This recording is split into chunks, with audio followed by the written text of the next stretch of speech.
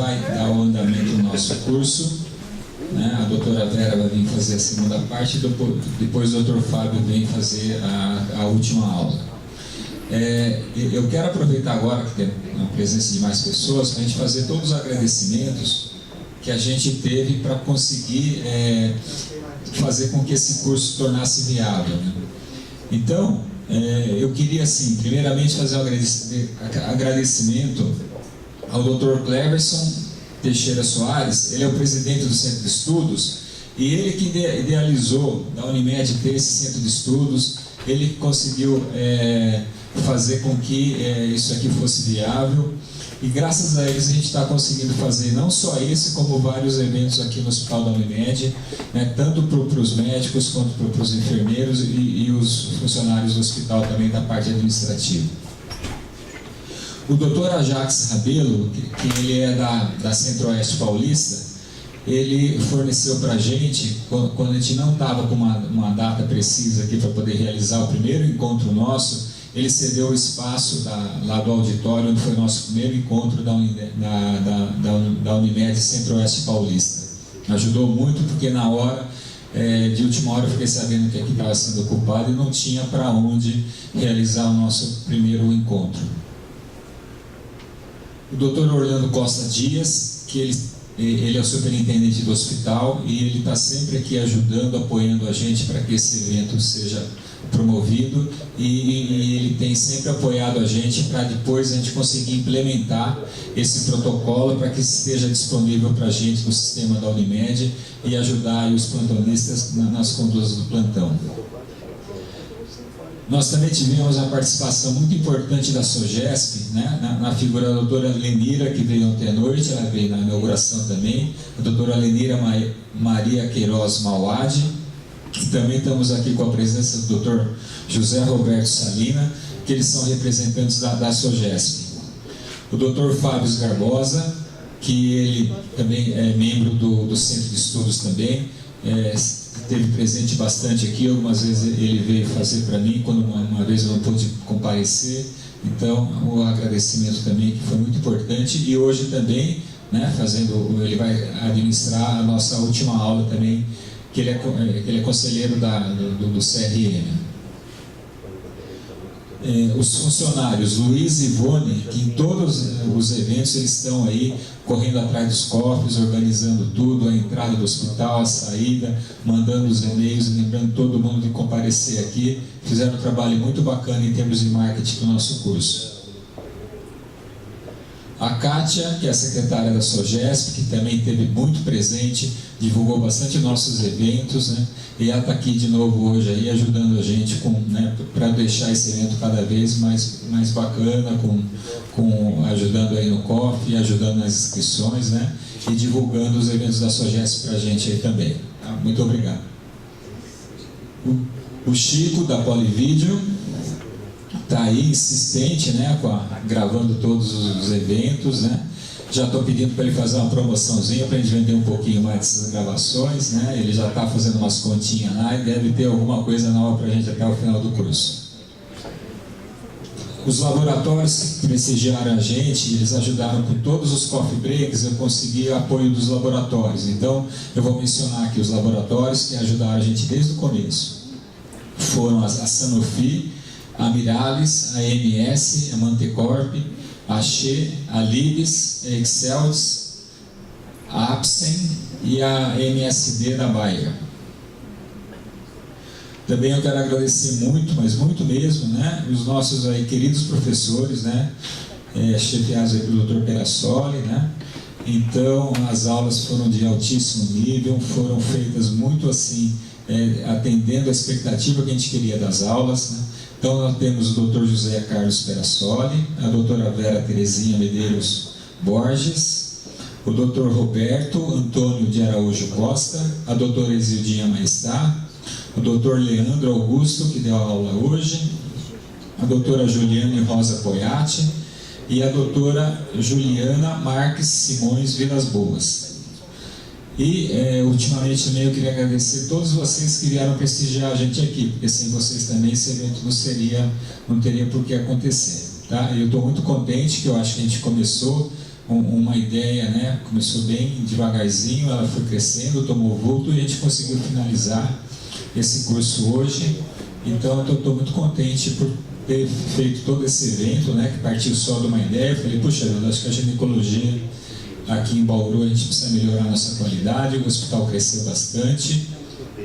E a gente está num momento muito ideal, que a SOGESP está querendo vir trazer conhecimento para a gente. Acho que no que a gente vai ter mais eventos aí de alto nível também, né?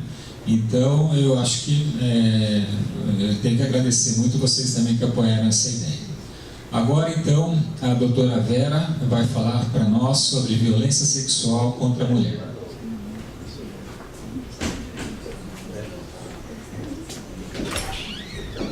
Bom dia a todos. Se a semana passada o tema vocês já acharam árduo, né, que é a doença de cardiopatia, quem dirá esse, né? Eu acho que é um tema que tem tudo a ver com a gente, mas um tema extremamente difícil, né, e árduo. Antes de eu começar, eu gostaria de saber assim, quem já atendeu um paciente vítima de violência?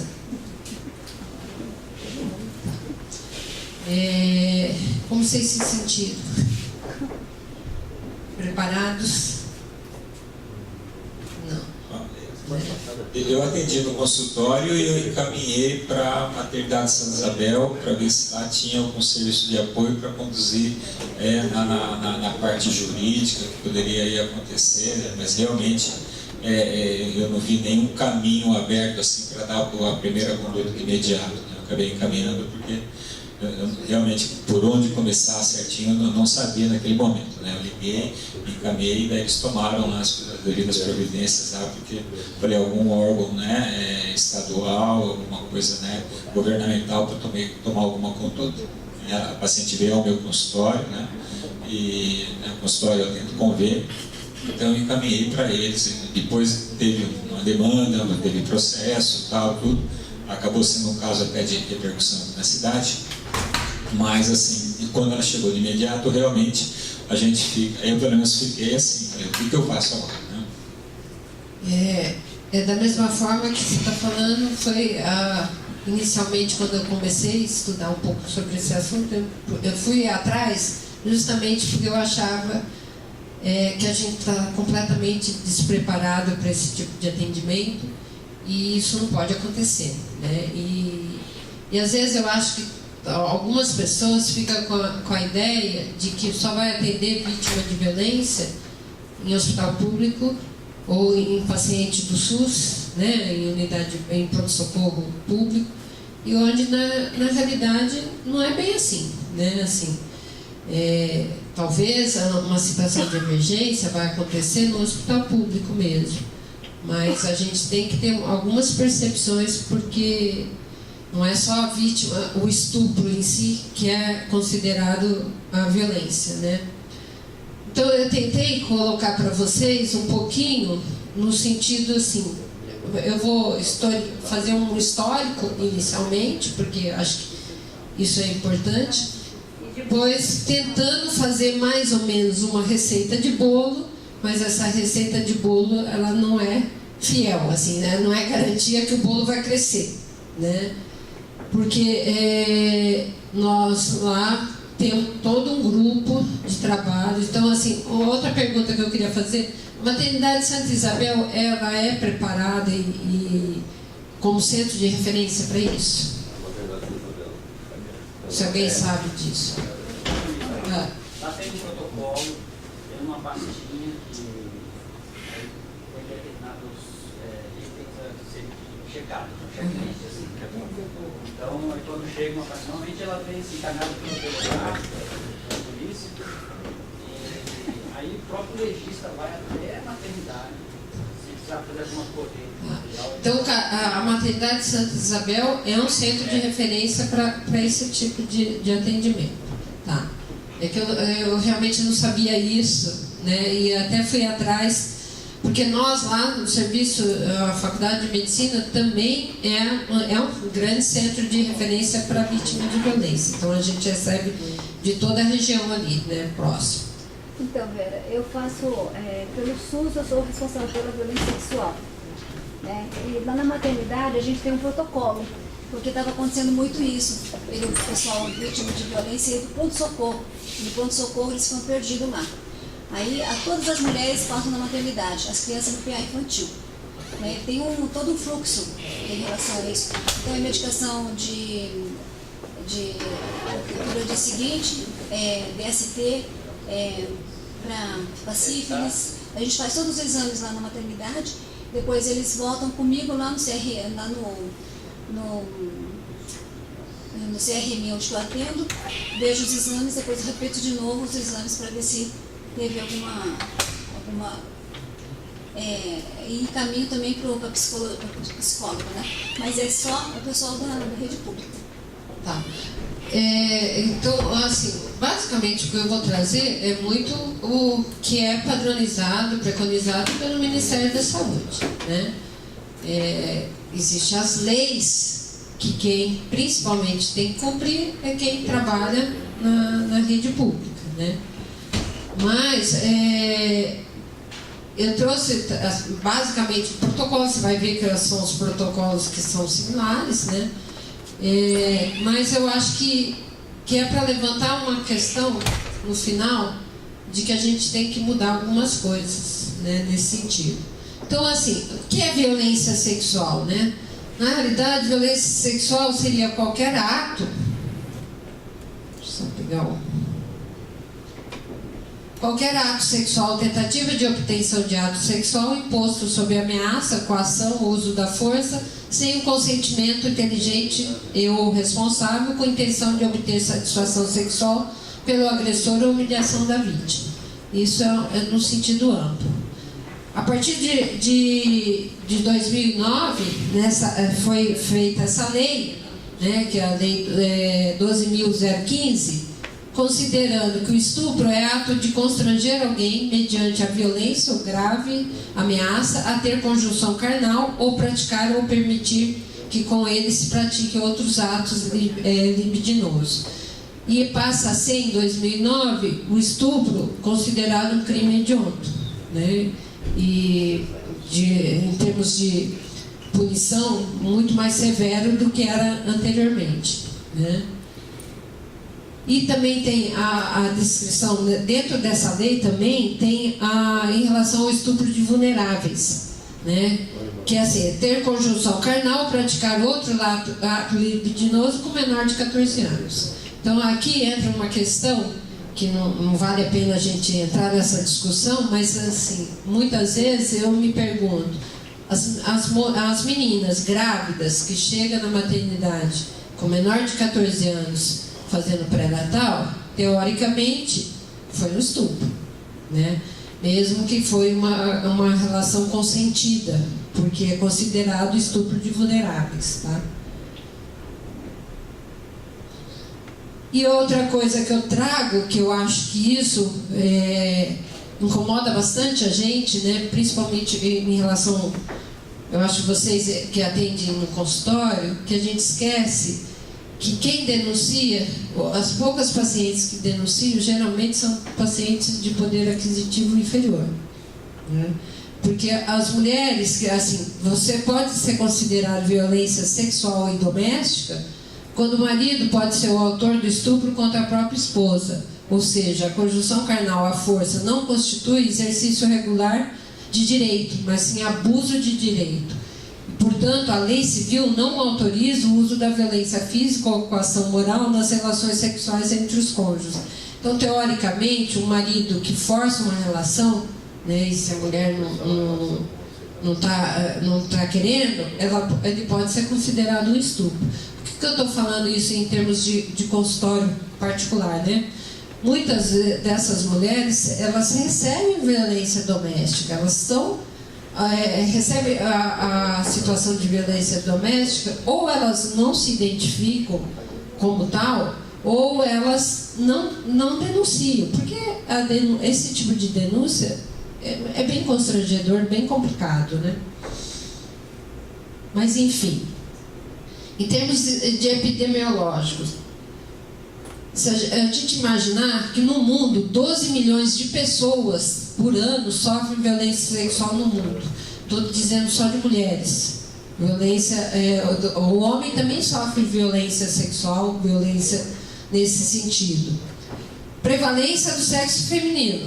A grande porcentagem é a mulher que sofre esse tipo de violência. E numa faixa etária entre 15 a 44 anos. Ou seja, praticamente na população que nós, como ginecologistas, atendemos, né?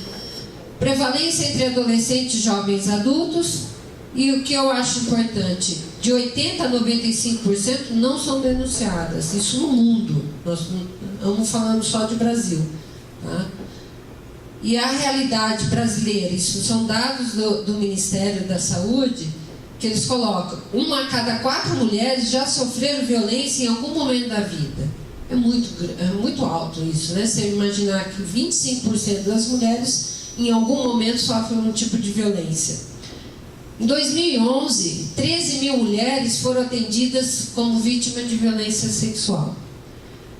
Existe um centro de atendimento à mulher, que é o DISC 180, que eles levantaram entre 2006 a 2009, somente 1.785 casos de violência sexual.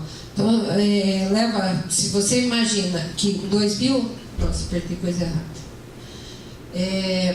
Se em 2011, 13 mil mulheres foram atendidas e só denunciado em 3 anos aqui, só 1.785 casos, não é porque tem pouco caso, tem pouca denúncia, né? A estimativa, e daí se torna pior ainda na área da pediatria, né? A estimativa de 165 crianças ou adolescentes sofrem violência sexual por dia no Brasil, tá? 1 em cada 4 meninas jovens sofre violência sexual antes dos 18 anos. É muito sério a situação, né? E atualmente o Ministério da Justiça brasileiro registra cerca de 50 mil casos de violência sexual contra criança e adolescente, e a maioria do sexo feminino. Por isso que eu falei que, se vocês acharam o assunto de cardiopatia árduo, quando você mostra essa situação, a coisa é feia, né? O número de estupros aumentou 19,3% em 2012, em comparação com o ano anterior. Ou seja, no ano anterior, 2011, tivemos 42,4 mil casos, 5 a cada hora. Tá? Em 2012, passa a ter 50,6 mil casos, 6 a cada hora. Então dá um aumento de 19, praticamente 20%. Em todo o país foram registrados 50,6 casos em 2012, que corresponde a 26,1 por 100 mil habitantes. Em 2011, a taxa era de 22,1. E o total de estupros superou o total de homicídios dolosos no país, onde foram registrados 47,1 mil mortes. Então, é um problema, eu digo, de saúde pública, não é um problema só da ginecologia obstetrícia, né? É um problema de saúde pública. E daí, quando a gente vai avaliar, né, então a porcentagem de atendimento segundo o tipo de violência da faixa etária, né, no sexo feminino, em 2011, dados brasileiros, a violência sexual, ela entra como a terceira causa de atendimento, tá? E quando a gente vai observar, né, a porcentagem desses atendimentos de violência sexual, o local de ocorrência da agressão, a gente observa que praticamente 64% dos casos foi dentro da residência, né?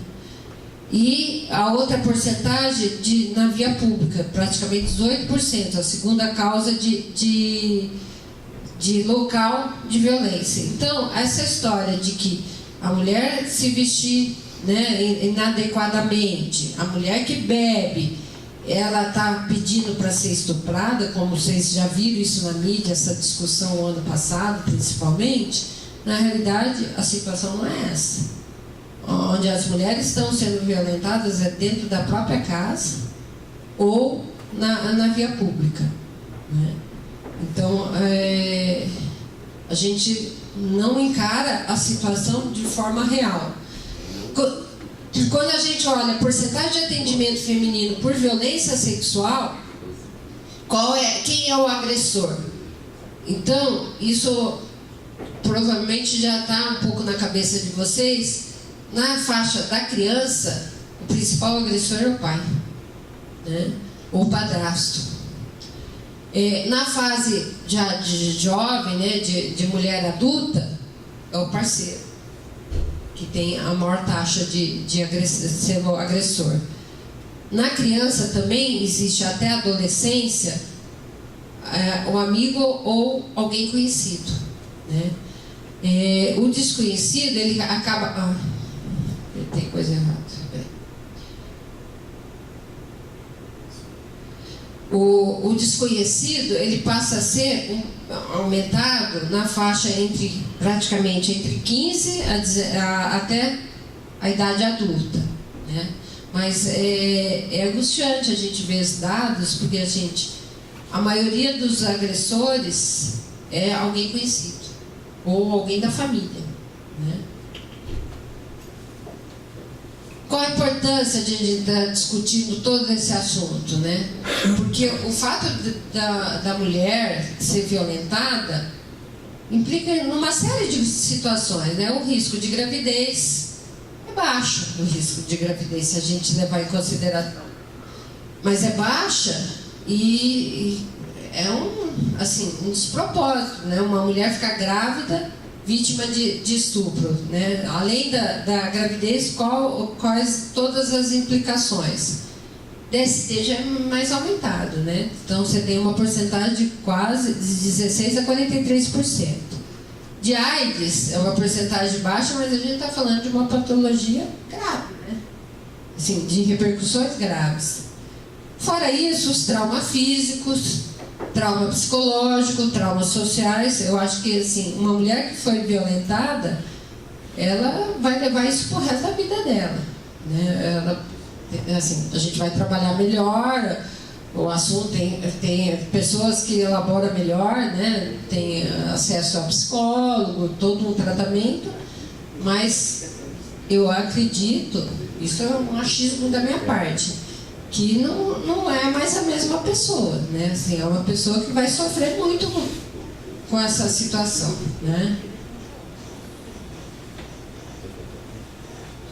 E aí, eu trago para vocês a lei de 2013, que foi no governo, assim, não defendendo a Dilma, nada disso, mas ela que fez um programa todo voltado para a defesa da mulher. Então ela cria essa lei, né, ela assina essa lei falando que os hospitais devem oferecer às vítimas de violência sexual atendimento emergencial, integral, multidisciplinar, visando ao controle e tratamento dos agravos físicos, psíquicos decorrentes da violência e encaminhamento, se for o caso, ao serviço de assistência social. Nessa lei que começa a padronização do atendimento, né?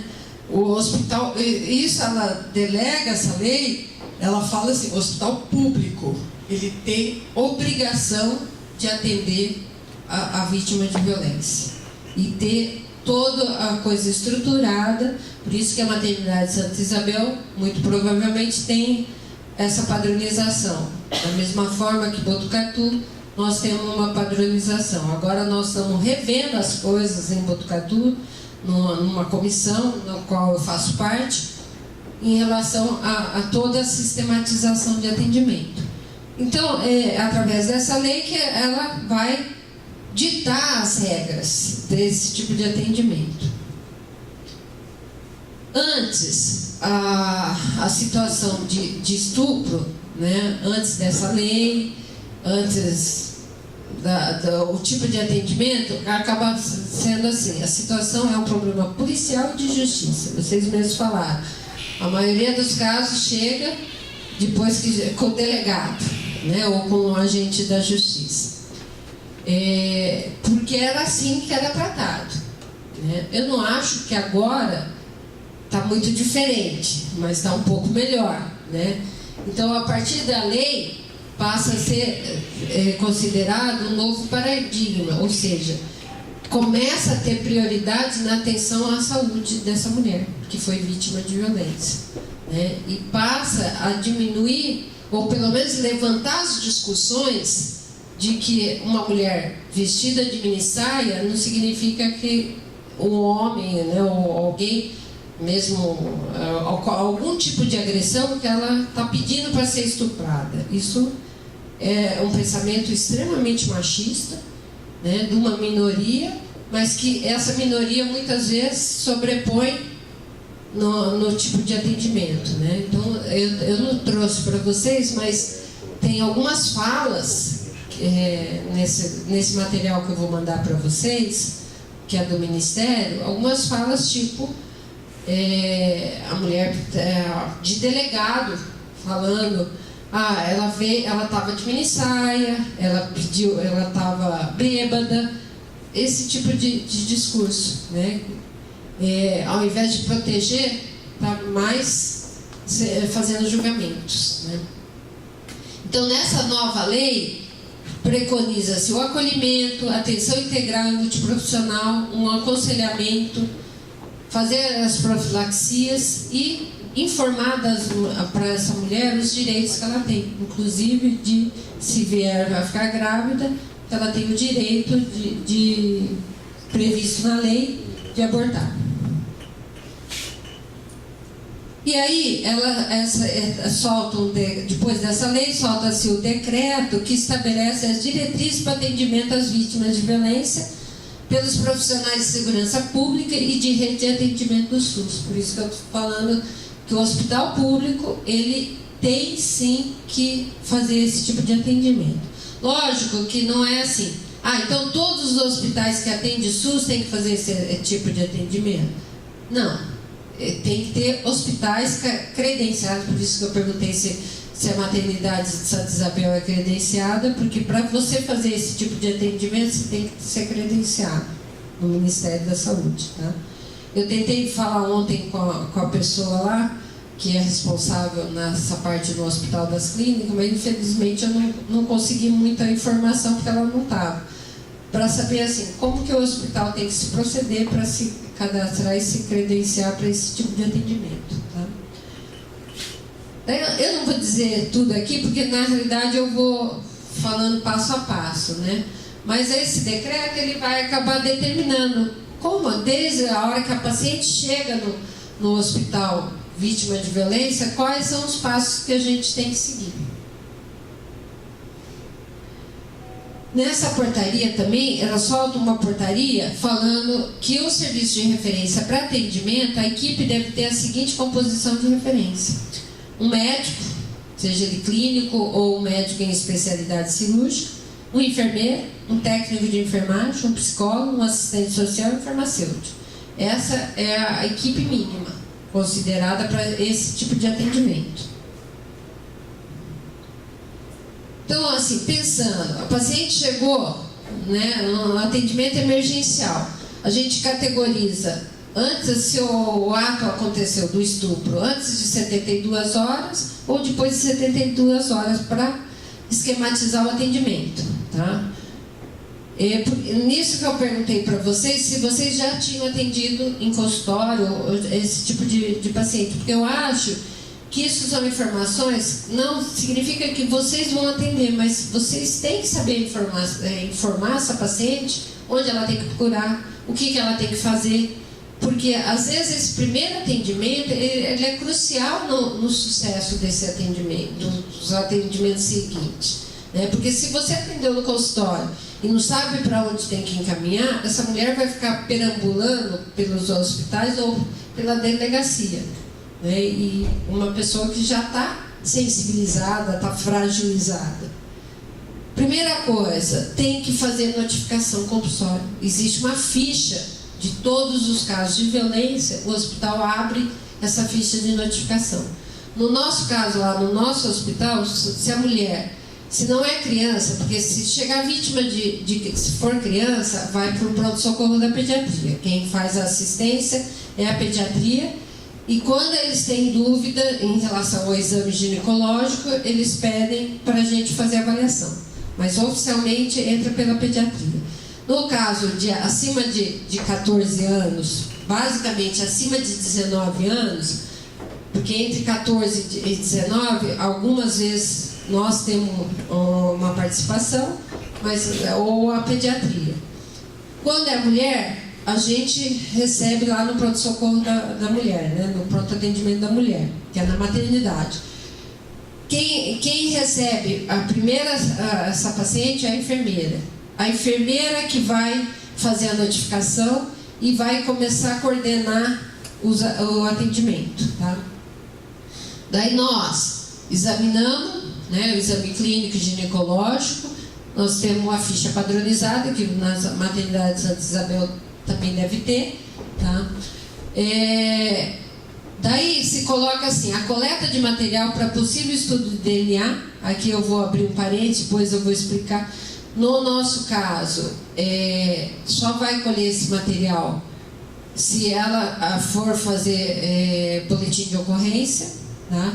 E a gente primeiro orienta ela a fazer o boletim de ocorrência para depois ir na maternidade, que eu acho uma falha, assim, eu acho completamente equivocado, mas é assim que o sistema é possível lá. Daí ela abre o boletim de ocorrência, volta para a maternidade e daí a gente chama o médico legista e examina junto, né? Nós e o médico legista, para não fazer essa mulher ser examinada 2 vezes, né? Qual é o problema em relação ao boletim de ocorrência? A paciente tem que ser orientada, se ela quiser abrir o processo criminal, ela tem que fazer o boletim de ocorrência, tá? Porque se ela não faz o boletim de ocorrência, não tem como a polícia ir atrás, né, de abrir o processo criminal. Só se ela for abrir processo criminal que o legista tem que examinar, porque daí é um processo criminal mesmo. Agora, se ela resolver que não vai abrir o boletim de ocorrência, daí a gente examina sem o legista, né? Assim, o legista nem vai, né? O que eu acho que seria melhor na nossa situação, a gente coletasse esse material, orienta para ela do boletim de ocorrência, e se ela resolver fazer o boletim de ocorrência, daí a gente chama o legista, entrega o material para o legista e daí vai dar o encaminhamento necessário, tá? Profilaxia para gravidez, né? É engraçado porque eu gostaria do termo prevenção da gravidez e não profilaxia, mas é o termo que é usado pelo Ministério, né? E profilaxia das DSTs, da AIDS. Então, a orientação do boletim de ocorrência, e a gente tem que orientar também essas mulheres os direitos, se caso ela engravidar, ela tem o direito de abortar, né, se assim quiser. E orientar também que, assim, o boletim de ocorrência ele só serve para abrir processo criminal, né, e que ela não é obrigada a fazer o boletim de ocorrência, nem para possível indicação de aborto, né? Assim, se ela vai engravidando e for fazer o aborto, não precisa constar no boletim de ocorrência. Encaminhamento para acompanhamento ambulatorial. No caso da paciente que chega após 72 horas, o que difere? Basicamente, não dá mais tempo, né, de fazer essa profilaxia da gestação. Embora o Ministério até fale até 5 dias, mas a gente sabe que da eficácia cai muito, né, depois de 3 dias da pílula do dia seguinte. Basicamente, e não vai fazer a profilaxia para a situação da AIDS, né? O resto, ele é basicamente igual.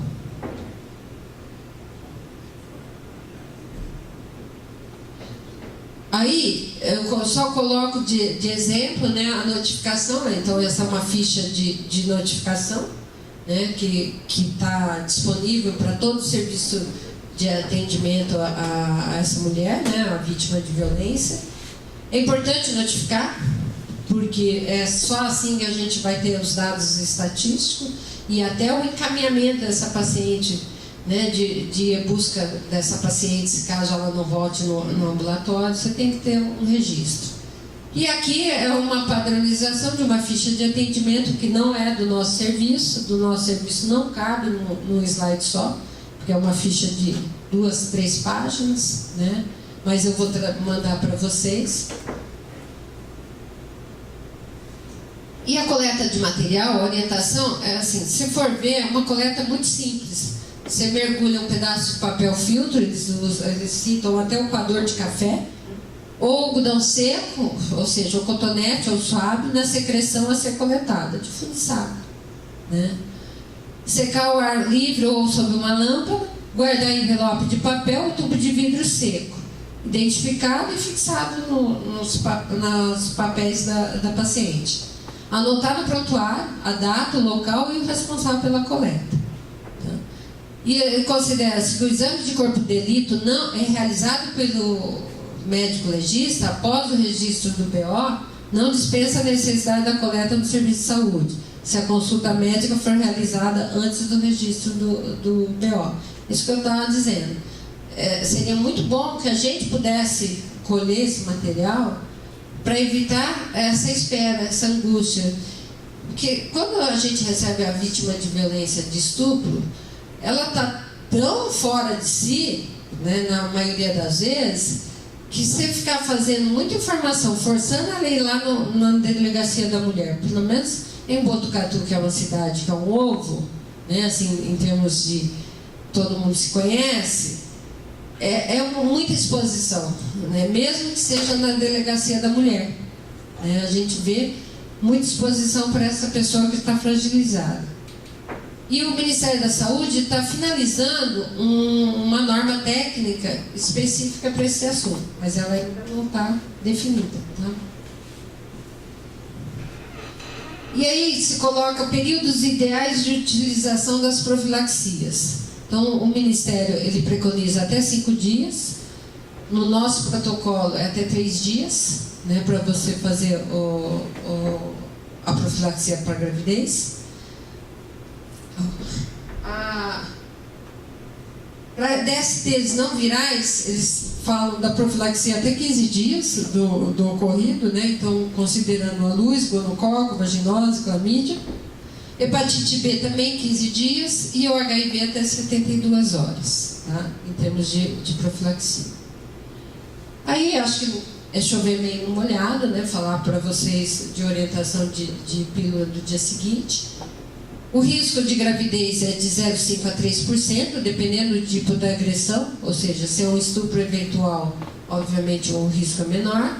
Agora, se é uma paciente que está sendo vítima de estupro continuado, ela tem um risco maior da gravidez. O esquema que é utilizado no nosso serviço e preconizado pelo Ministério é o levonorgestrel. Você pode fazer 1,5 miligramas, dose única, ou fazer partilha, né, de 12 em 12 horas, 750. Eles falam que essa anticoncepção com levonorgestrel deve ser ministrada tão rápida quanto possível, o ideal em 24 horas, né, que é o que a gente acaba mais vendo as situações. Normalmente, uma situação de estupro, a mulher já procura, principalmente se o autor é desconhecido. Normalmente elas procuram imediatamente, né, assim que foi agredida. O que acontece às vezes é a violência doméstica, que ela demora mais, ou a violência do agressor ser conhecido, da família, por exemplo, né? E preferencialmente eles falam em dose única dentro dos primeiros 5 dias. E não existe contraindicação para o uso dessa medicação. Aí, em relação à incidência, né, das DSTs, então a gente observa que luz tem praticamente até 6%, gonococo uma incidência maior, clamídia, tricomonas, vaginose, HPV, HIV e hepatite B. Aí está colocada as porcentagens. Como faz a profilaxia da DST para sífilis, por exemplo? Então, a preconizado é a bezetacil, né, 2,4 milhões. Se intramuscular, você dá 1,2 milhão em cada nádega, como dose única. Então, essa paciente tem que receber essa medicação nessa hora, né? Dói, mas acho que a dor dela é muito maior que uma injeção, né? Até pensando, considerando, orientando para ela que você está fazendo profilaxia para doenças sexuais, né? Gonorreia, ceftriaxone, a clamídia e o cancro mole, a azitromicina, e a tricomonas, né? A tricomoníase, metronidazol. Eu acho que depois eu vou mandar isso no protocolo, tá? Em relação à vacina da hepatite B, eles consideram assim, né? Você vai vacinar, se a paciente, assim, se ela não tem, se ela é vítima com esquema de vacina para hepatite B completo, a única coisa que você vai fazer é colher as sorologias e depois no retorno, em uma semana, né, ou no ambulatório, você vai ver o esquema. O que a gente faz lá no serviço? Como o nosso serviço é multiprofissional, nós temos a AMI, né, a moléstia infecciosa, junto com a gente, que quando é deflagrada uma paciente vítima de violência, a gente chama a enfermeira, chama a AMI que vai lá na maternidade, avalia as situações vacinal, toda a situação das medicações, e a AMI que coordena essa parte. O retorno, inclusive, é com a AMI. Tá? Então, vai fazer a vacina. Se a paciente não tem a vacina completa, né, não foi vacinada, no momento da agressão, 1 mês e 6 meses após a violência. Tá? Ou, às vezes, algumas necessidades de imunoglobulina. E a profilaxia para HIV, ela é recomendada toda vez que teve penetração vaginal ou anal desprotegida com ejaculação sofrida a menos de 72 horas. O que acontece muitas vezes, a paciente que é vítima, nessa hora, ela nem sabe se teve ejaculação, ela não consegue, muitas vezes, definir isso, né?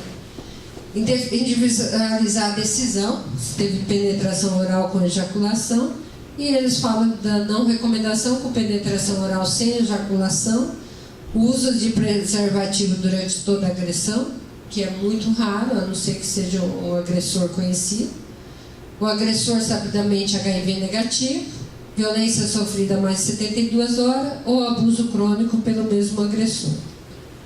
A orientação da EMI que eles utilizam são 2 drogas, análogo do nucleosídeo, na realidade, e mais uma não análoga.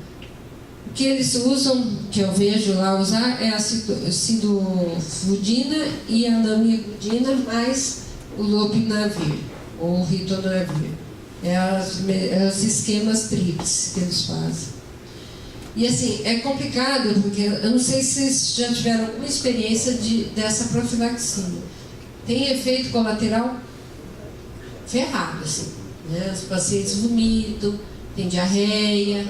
Não é uma medicação, lógico que você vai fazer se não tem antes de 72 horas, mas dá um efeito colateral enorme. E daí o atendimento ambulatorial. Na realidade, no nosso caso lá, o acompanhamento ambulatorial basicamente é feito pela EMI e pela psicologia, né? E algumas vezes a gente até intervém, mas a gente atua mais como atendimento emergencial. E aí, eu só colocando para vocês, não tem intuito nenhum de vocês conseguirem ler, né? Mas é o nosso checklist, ou digamos assim, nosso fluxograma no serviço. Então, o paciente chegou, vai procurar o atendimento, o pronto-socorro referenciado. Então, no caso nosso, né, que a gente vai receber mulheres acima de 15 anos. Né? Os homens é atendido no pronto-socorro municipal, né, no pronto-socorro da parte de clínica. Né? No nosso caso, a enfermagem abre o protocolo, faz a notificação, e daí nós vamos fazer toda a coordenação assim. Se a paciente é menor ou igual a 72 horas, né, daí nós vamos adotar uma conduta, né, todas aquelas profilaxias, orientação de chama o médico legista, não chama o médico legista. No caso da criança, basicamente, né, quando ela acho que eu estou no outro protocolo, mas nesse caso de mulheres acima de 15 anos, nós vamos fazer toda aquela conduta. Então, aciona o serviço social, serviço social, porque, por exemplo, se ela tiver que fazer BO, é o serviço social, chama a guarda municipal, a guarda municipal vai com essa mulher até a delegacia da mulher para ser aberto o boletim de ocorrência, né, e volta para o hospital. Tá? Se ela não... Algumas vezes também acontece o seguinte, a paciente vem e falou assim, não, eu já passei na delegacia, já fiz o BO. Aí a gente vai só chamar o legista junto para examinar junto. Tá? E é acionado a EMI e assim por diante, fazendo todas as profilaxias. E quando é criança menor de 15 anos, ela entra pela pediatria. A pediatria faz a mesma coisa. A enfermagem abre a notificação e a pediatria vai atender. Só que a ginecologia, a gente entra na necessidade de solicitação de anticoncepção, ou se a menina já menstruou, ou de exame ginecológico. E aqui só tem uma coisa a mais, é acionado o conselho tutelar. Tá? Toda criança vítima de violência, trazida ou não trazida pela mãe, é acionado o conselho tutelar, porque é o conselho tutelar que vai monitorizar essa situação. E agora, em relação à gestação decorrente da violência sexual, que é um tema mais cutucando a gente, né? Então, assim, resumindo assim para a gente, faz consultório, atende convênios. Caso chegar, então o ideal mesmo é encaminhar para um serviço público que tenha o protocolo montado e dar sequência, porque a gente sempre depende de alguns órgãos governamentais para poder dar conduta. Outra pergunta que eu queria saber é se, assim, em São Paulo, que talvez o serviço privado do público talvez fique um pouquinho mais distante, se existe algum hospital assim, particular ou convênio que tem esse protocolo e que ele conseguiu assim, se associar com esses órgãos governamentais para ficarem próximos e dar sequência a esse tipo de atendimento. Acho que assim, uma segunda pergunta, eu não sei te responder isso, tanto que era uma das coisas que eu queria questionar lá, a gestora lá do HC, mas eu posso trazer essa informação depois, mandar para vocês. Não sei se o hospital privado tem algum no estado de São Paulo que faça esse tipo de atendimento. Acredito que deva ter, né? Porque eu acho que Oi? Tem por que não ter. Não tem por que não ter, não é porque é hospital privado que isso, eu acho que é um ganho para o hospital público também, ter um hospital privado fazendo esse tipo de atendimento. A primeira pergunta, eu acho assim, mesmo que você vai encaminhar para o hospital público, né, para fazer esse tipo de atendimento, no caso de vocês, eu acho que vale a pena as orientações. Explicar para essa mulher que ela deve, se ela quer abrir um inquérito criminal, né, que ela tem que fazer um boletim de ocorrência, explicar que ela tem que ir imediatamente para o local para receber as medicações. Então, assim, explicar a importância de tudo que pode acontecer com ela, né? E também do direito, por exemplo, ela tem direito de abortar caso ela engravide, né, sendo vítima. A gente tem que deixar nosso pré-conceito formado, não sei nem se você tem ou não, mas alguns de nós temos esse pré-conceito em relação ao aborto, mas é um direito dela. E ela tem que saber que esse é um direito dela.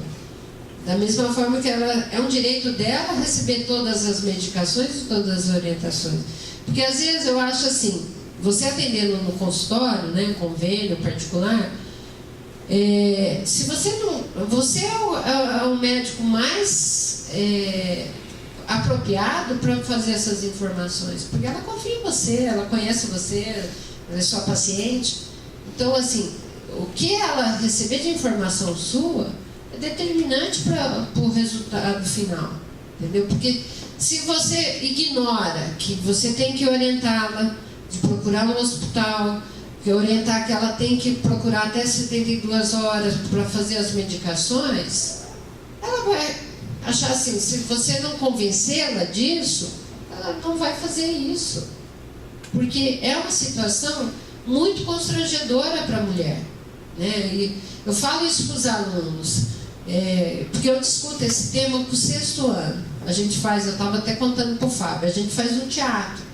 Eu simulo 2 situações de violência, né? Porque eu não posso deixar o 6º ano, não é as pessoas que vão atender esses casos. Esses casos são atendidos pelo residente, pelo R2, no nosso serviço, né?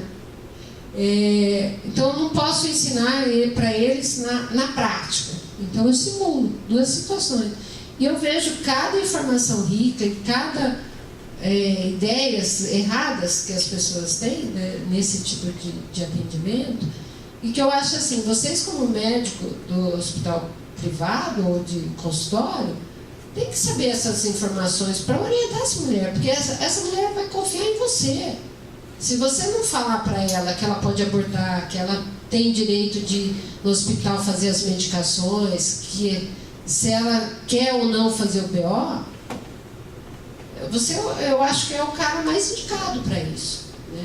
Em termos de confiança. É diferente da paciente lá no hospital público, ou lá na faculdade, ela nunca me viu. Ela não sabe se eu vou sair de lá fazendo a fofoca, porque isso gera. Né? Você mesmo falou, se tornou público o atendimento que eu fiz, né? Porque é isso. Imagina, a Bauru ainda é maior. Agora imagina Botucatu, com o número de habitantes, cada caso de estupro que acontece na cidade sai no jornal. Né? Não sai nome da paciente, mas é de uma exposição enorme, né? Mas ela pode fazer o tratamento no consultório? Pode. Se você tiver toda a competência, né, para isso, acho que sim. E ela não precisa do BO para interromper a gestação? Não, então, vou falar isso agora. Em termos assim de fazer, o que você acha dessa? Quando a gente está discutindo protocolo, colocar esse protocolo aqui na Unimed, você acha viável, Alberto? Eu não sei se eu queria ter essa informação em termos legais, né, que eu vou poder dar para vocês. Eu não acho que é inviável, mas eu acho que talvez vocês tenham que se cadastrar em algum órgão público. Porque a medicação de HIV a gente encaminharia ambulatoriamente para eles pegarem lá. Mas o primeiro atendimento fazer aqui no hospital. Acho que seria uma coisa que não precisaria ficar. Então, eu só acho que a gente precisa ver isso em termos legais, assim, né? Vocês podem ser cadastrados como atendimento, entendeu? Porque eu acho que você tem que cadastrar o serviço. Até por questão, por exemplo, o aborto, né? Para interromper a gestação, normalmente o serviço tem que ter um cadastro. É a mesma coisa da lacadura, né? A lacadura, o hospital tem que estar cadastrado para fazer a lacadura. É tudo. Eu não sei dessa parte burocrática. Eu vou ver e vou passar essa informação para vocês depois. Eu tentei ontem conversar com a pessoa que sabe desse assunto, mas eu não consegui conversar. No caso, seria assim, se houver a prisão do agressor, né, de imediato, ele chega os dois no pronto-socorro, aí é recomendado fazer o teste rápido, e aí não precisa fazer a profilaxia. Sim, é que assim, mas é que é muito difícil chegar o agressor junto, assim, acho que eu nunca vi. O que eu vejo, assim, principalmente com criança, às vezes que a mãe leva, ou a avó, né, porque a criança chega para nós e a polícia está correndo atrás do agressor, entendeu? Mas eu nunca presenciei o agressor chegando junto com a vítima. Não, então, é que eu nunca presenciei essa situação, né? Ou se você sabe, principalmente isso acontece, de você saber a sorologia, se o agressor é alguém conhecido, né, da vítima. vai saber se a vítima não tinha doença contra ele? Assim, o que a gente faz? Colhe as sorologias, né? Colhe HIV, hepatite, no protocolo está lá, preencher, você colhe as sorologias, mas você vai fazer a profilaxia para ela. Então, o que eu vi ali também, uma coisa que eu acho que passa de um tempo determinado, é a coleta, né, das secreções, né? Porque que nem, a pessoa chega no final da tarde, né? É consulta de encaixe, porque de urgência encaixa no final da tarde, 76 horas da tarde, o serviço público, não sei se, né, eles ficam... Tem 24 horas. 24 horas, entendeu? Para atender. Então, a coleta aí desse material, né, daí eu acho que seria uma coisa interessante, porque você vai fazer o exame ginecológico, você está com tudo fácil para fazer a coleta, depois eu acho que fica mais assim, né? Então, como que entraria essa coleta desse material? É que assim, esse material, do jeito ali que preconizado, ele fica no ar ambiente, né? Ou pode ficar num tubo seco. Ele não, o problema maior é se não demorar para coletar, né? Que eu acho que no nosso serviço a gente faz errado. Eu acho completamente inadequado, né? Você tem que esperar o médico legista, né? Eu acho que a gente teria que ter competência, assim, competência não tem, né? Porque é muito simples essa coleta, né? Mas porque fica um transtorno. Eu acho que fica expondo muito essa pessoa que foi vítima, sabe? Vai na delegacia. Muitas delas, quando chega para nós que não foi na delegacia antes, ela desiste de fazer o BO. Ela quer resolver logo aquilo, né? E uma outra coisa que a gente às vezes não se dá conta, que talvez possa isso acontecer com vocês, assim, as roupas também é prova, né? Porque o que acontece com a mulher que é vítima? Ela quer jogar essa roupa fora, ela se sente suja, ela quer tomar banho, ela quer jogar tudo fora que lembre a ação, né? Às vezes ela passa em casa. Isso. Às vezes ela passa em casa e então a roupa também é um material rico de processo da violência, né? Agora, em relação à gestação, né? O Código Penal, ele preconiza assim, o abortamento nos casos, no Brasil, previsto em lei, ele é um procedimento lícito e não se pune ao médico, né? Quais as situações que eles consideram? O aborto necessário é quando a paciente corre risco de morrer com a gravidez, né? No caso, por exemplo, da cardiopata que eu falei a semana passada. Então, ele é previsto na lei. Quando é vítima de estupro, esse abortamento, eles consideram que é aborto sentimental, o termo que é utilizado, tá? Que eu acho até irônico, né? Esse termo. O aborto ele é precedido do consentimento da gestante ou, quando incapaz, de um representante legal, né? E no caso da malformação incompatível com a vida, eles consideram de jurisprudência brasileira. Daí você, em caso de feto anencefalo, comprovado por 2 especialistas diferentes, a solicitação do casal para interrupção da gestação, né? Em outras malformações incompatíveis, você tem que pedir legalmente, né, a intervenção. Em relação à gestação decorrente da vítima sexual, você tem que fazer esse tipo de alternativa. O que a paciente tem de alternativa? Continuar com a gestação, né? Garantia de cuidados pré-natais. Daí você tem que garantir, o serviço tem que garantir cuidados pré-natais apropriados, e após o nascimento da criança ela tem 2 alternativas: permanecer com a criança ou entregar a criança para adoção, tá? Aí a gente também não pode fazer juízo de valores, a gente tem que orientá-la, que ela tem essa opção. E a opção de interrupção da gestação. Por que eu estou dizendo isso? Esse ano, acho que no começo do ano, nós tivemos uma situação de uma mulher que foi vítima de violência, né, por desconhecida, ela foi estuprada, e ela só contou para o marido, né, essa situação. E eles 2 resolveram levar a gestação para frente, tiveram o bebê e ele assumiu a criança. São deles. né? Isso foi todo sigiloso, a família ninguém sabia, né, que a criança era produto do estupro, e eles levaram. Foi o único caso que eu tenho conhecimento da paciente permanecer com a criança, tá?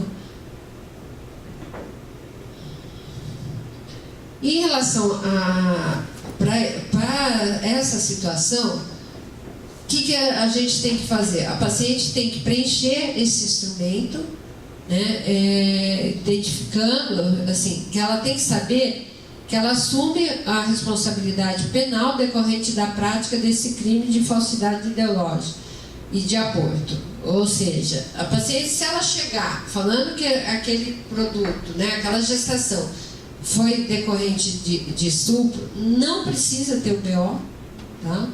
Ela está autorizada, assim, a fazer, a chegar no serviço, né, de referenciado, né, que atende a vítima, por exemplo, a maternidade Santa Isabel. Se chegar qualquer mulher que chegar lá falando que foi vítima de estupro, que quer interromper essa gestação, ela vai preencher um termo de responsabilidade, tá? Não precisa do BO. E o médico e demais profissionais de saúde não devem temer possíveis consequências jurídicas caso revele-se posteriormente que essa gravidez não foi resultado da violência, né? Pois é isento de pena aquele quem por erro plenamente justificado pelas circunstâncias supõe situação de fato que, se existisse, tornaria a ação legítima. Isso está previsto dentro do Código Penal brasileiro.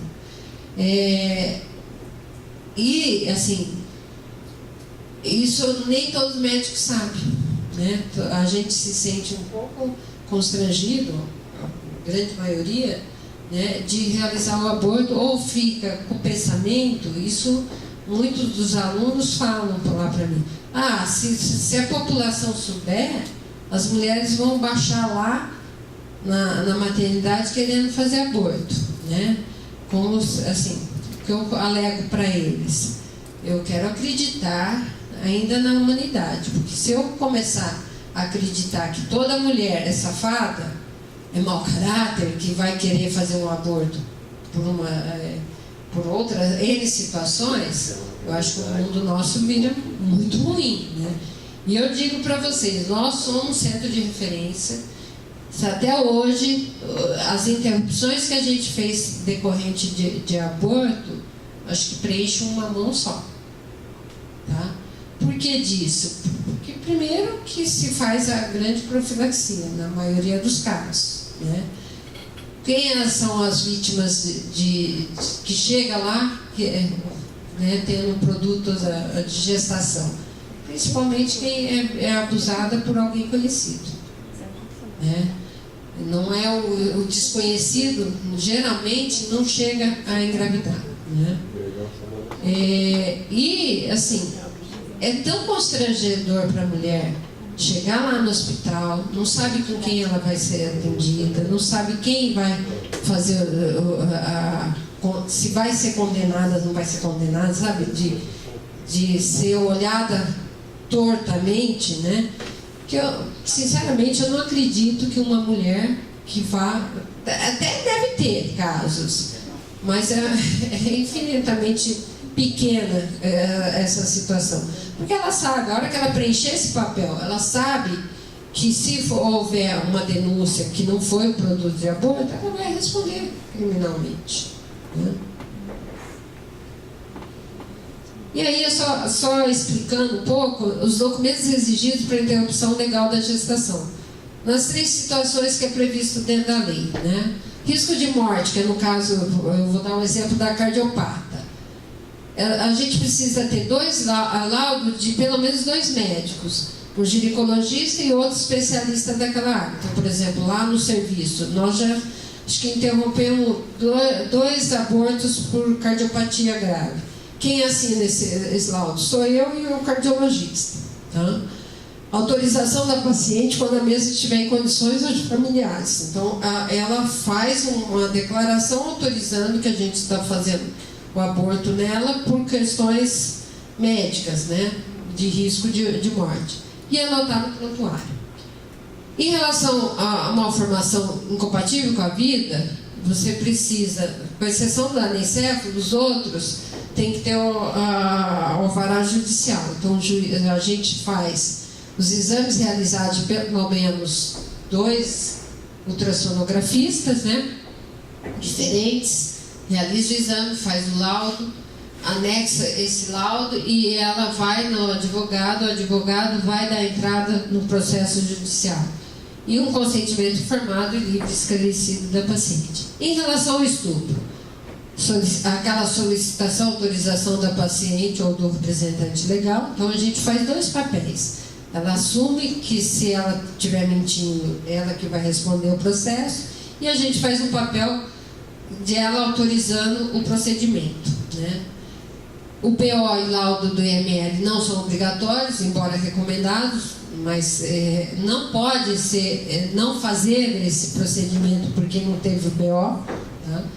Exames realizados e avaliações multiprofissionais devem ser registrados no prontuário. Normalmente a gente chama a psicologia, né, tem todo um tratamento multiprofissional e é realizado o aborto. Né? O que acontece assim? O que a gente também está previsto na lei. Você pode não ser a favor do aborto, você se recusar a fazer o aborto. O que não pode é o serviço recusar de fazer o aborto. Alguém do serviço um serviço que é cadastrado, né, para esse tipo de atendimento, o serviço tem que oferecer alguém que faça.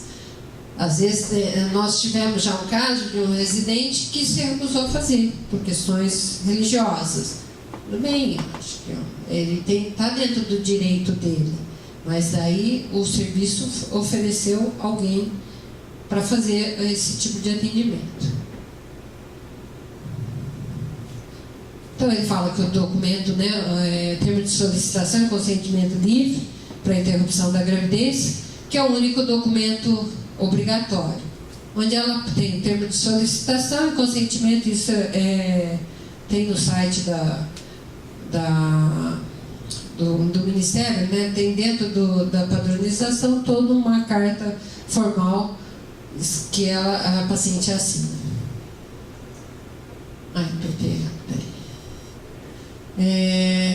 E aí os procedimentos preparatórios para a interrupção da gestação. Na realidade, revisar e providenciar os documentos necessários, né, aquela documentação, avaliação da paciente pela equipe multiprofissional, principalmente pelos aspectos psicossociais que envolvem o procedimento. Eu digo assim que eu tive uma experiência no ano passado, eu fui para Londres ficar 3 semanas num serviço de referência lá. E lá o aborto é legal. Então eu imaginava que todas as pacientes que fossem optar por aborto, ia ser culturalmente uma coisa tranquila, né?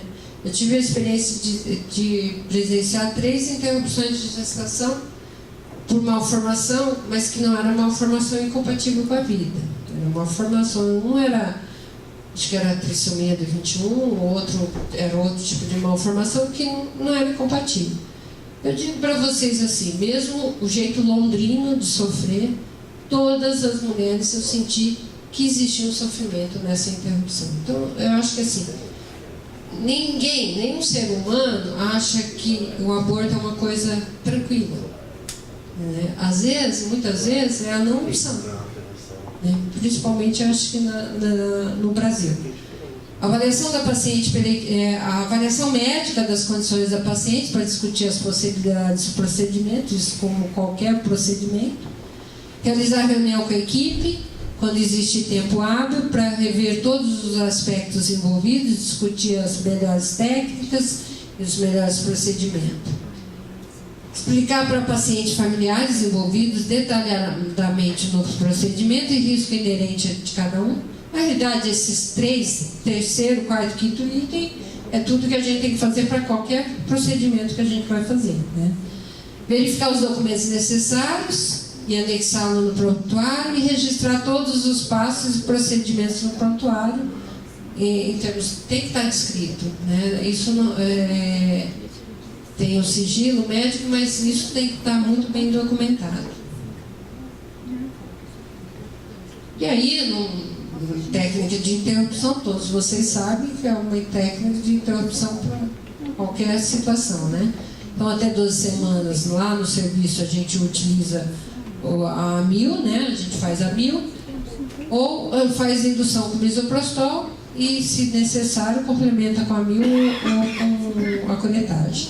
E após 12 semanas, até 22 semanas, indução com misoprostol e a curetagem complementando se necessário. E após 22 semanas, eles colocam essas situações, mas eu digo para vocês que normalmente a gente não vai estar frente a uma situação dessa. Quando vai fazer o aborto de interrupção, geralmente é precoce, né?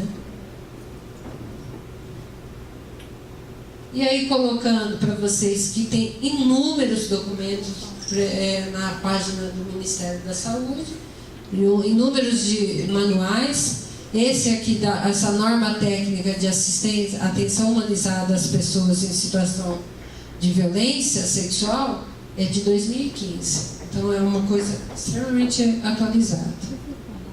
E para finalizar, eu acho que a gente está na hora de a gente discutir esse tipo de assunto na sociedade, porque se você considera que na América Latina e também no Brasil, muitas mulheres pobres que cumprem todas as condições exigidas pela lei, não conseguem interromper a gestação em hospitais públicos. Tá? E nós não podemos esquecer que o aborto entra dentro da 4ª causa de mortalidade materna. Tá? E quem morre, geralmente, são as mulheres pobres, que vão procurar serviços de péssima qualidade e elas acabam indo a óbito. Tá? Por isso que eu faço a pergunta: até quando nós vamos ignorar essa situação? Até quando a gente vai deixar nossos conceitos religiosos imperar nessa situação de risco, né? Eu acho que está na hora da FEBRASGO, da SOGESP, discutir esse assunto nos órgãos maiores, porque é lamentável a gente encontrar uma situação. Eu não sou a favor do aborto em si, mas eu sou a favor da legalização. Eu acho que é um direito da mulher, porque o que eu vejo na nossa sociedade, isso é uma opinião pessoal, quem morre é a mulher pobre. O aborto só não é legalizado para a mulher pobre, porque para a mulher rica, ela vai nas clínicas privadas e faz o procedimento, ninguém fica sabendo, sem riscos, ela está ilesa do risco. Agora, quem morre são as pacientes de serviço do SUS, né, do público. Eu tive uma péssima experiência esse ano, no começo do ano. Eu, de plantão, sou chamada pelo outro plantonista porque chegou uma paciente em choque séptico lá no pronto-socorro. Na realidade, ela foi encaminhada para a maternidade, só que ela teve uma parada nesse meio, né, do caminho, assim, para quem conhece ali a Botucatu, ela parou na entrada do hospital. Então, eles acabaram levando para o pronto-socorro. Daí o residente foi lá ver o que era, ninguém sabia que ela tinha abortado. A história dela era uma dor abdominal. Né? Daí a gente foi, eu fui lá, né, quando eu cheguei lá no pronto-socorro, ela tinha voltado da parada, estava entubada, péssimo estado. Daí a gente foi examinar, tinha uma altura uterina em torno de 20 centímetros, né? Mas ninguém tinha história, porque ninguém sabia, a paciente estava sozinha. Daí a enfermagem pegou e falou para mim: doutora, está saindo alguma coisa pela vagina. A hora que a gente foi examinar, tinha um cordão na vagina, né? Daí eu pedi um ultrassom, daí eu fiz toque, não conseguia sentir muita coisa, o paciente no péssimo estado geral. Daí eu fui coloquei um ultrassom ali na hora, tinha placenta lá dentro, né? E daí essa paciente parou novamente e morreu. É uma situação que até agora a gente não sabe quanto pesou esse feto, assim, quanto tempo ela estava de gestação. Depois isso abriu um processo criminal, pegaram o namorado, daí se descobriu que ela tinha colocado o misoprostol, tivesse abortado ou um parto prematuro, num motel. Fazia 3 dias que essa mulher tinha abortado e ficou perambulando na casa dela, a placenta ficou. Mas essa é a realidade. Enquanto a gente ficar entendendo que uma situação dessa não faz parte para nós, assim, não quero me envolver, né, eu não acredito, eu acho que está errado, a gente vai encontrar esse tipo de situação, né? Quer dizer, uma mulher, ela era até uma funcionária da equipe de portaria, lá de segurança do hospital. Uma mulher que perdeu a vida porque esse direito da interrupção da gravidez ela não teve, né? Então ela procurou situações de forma totalmente sem recursos. Então você imagina o desespero dessa mulher ter abortado no motel e ficou placenta. Foi óbito. Uma mulher que tinha 31 anos e que deixou filhos pequenos. Eu acho que é uma realidade que a gente tem que começar a enfrentar. Obrigada.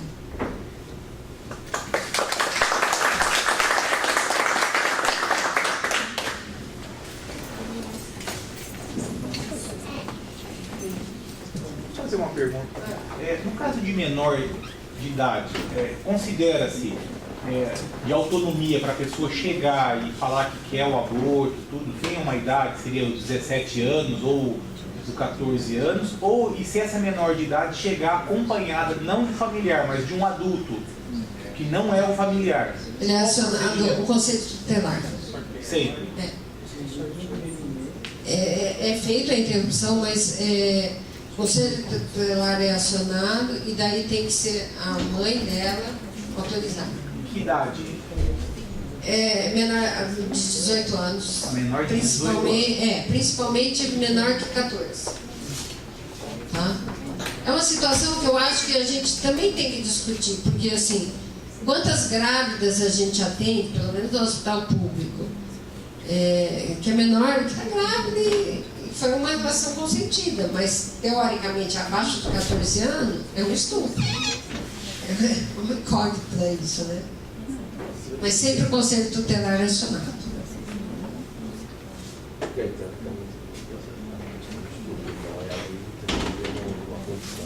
Pessoal, ele monitoriza.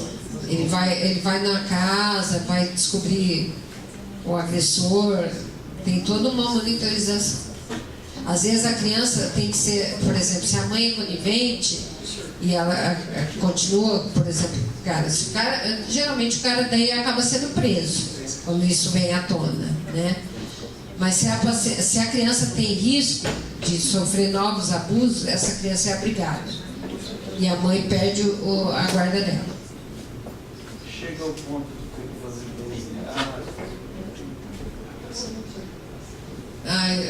eu acho que não, porque assim, geralmente a gente, daí nessa situação da criança, normalmente se sabe quem é o agressor, né? Daí tem uma investigação policial, né? Uma investigação criminosa, isso. Com a criança principalmente. Assim, a mãe não tem essa opção a não abrir BO. O conselho tutelar abre. Entendeu? Eu tive uma situação uma vez que foi uma criança com um molusco na genitália. Um molusco que está de boa. E aí ficou no debate, foi abuso, não foi, não sei o que. Ficou assim. Mas, assim, na realidade... 3, 4 anos, assim, não conseguiu provar e foi aquele negócio. Mas o conselho tutelar foi acionado, né? Assim, eu acho que deve... focinho de porco, orelhinha de porco, né? Mas você às vezes não consegue provar que é porco. Mas será que ela não contaminou com a mão e ele mexeu, tocou, gente? Eu não sei. Até pode ser, né? Mas tem que ficar de olho, porque a chance de ser vítima. Não sei como o nome correto, né, mas acima de 20 semanas, lá em Botucatu, vocês fazem, sei lá, eutanásia do nenê antes de fazer a indução, porque o nenê vai estar vivo, o batimento Não, e tal. normalmente a gente põe misoprostol. E nasce nenê vivo? Às vezes sim. E aí, mas aí como é que você faz? Vai dar assistência, não dá? Não, na interrupção não. Então, mas e se o nenê sobrevive por alguma... Muitas vezes pode ser gestação um pouco mais avançada, né? No caso do aborto, nunca tivemos essa situação de interrupção por vítima de estupro. A gente nunca teve essa situação chegar depois de 20 semanas. Às vezes acontece com o neném mal formado. Entendeu? Daí é complicado. Vai deixar lá, até morrer. Entendeu? É triste, a realidade é essa. Entendeu? Por exemplo, a semana passada, que eu estava na enfermaria, teve uma bolsa rota com 23 semanas, que entrou em trabalho. Só que a gente não tinha investido nesse bebê porque tinha um peso estimado, acho que de 450 gramas. A gente eu tinha conversado com a família, tudo considerando inviável, né? O neném nasceu, pesou 650 gramas, durou 12 horas.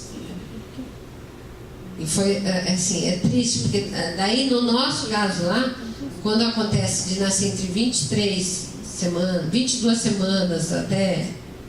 Assim, esse período perivitalidade, né, 22 até 25 semanas, a gente conversa sempre com o berçário, a pediatria vai, conversa com os familiares e pergunta qual o grau de investimento que eles querem ter, né? E daí elas intervêm dependendo da conversa com os familiares. É que normalmente não dura muito, entendeu? Mas é uma situação incômoda. Cria todo um incômodo na nossa área com o obstetra, o pediatra, porque daí o pediatra fica olhando para a cara da gente assim, tipo, o que vocês fizeram, né? Sabe? Mas é um incômodo.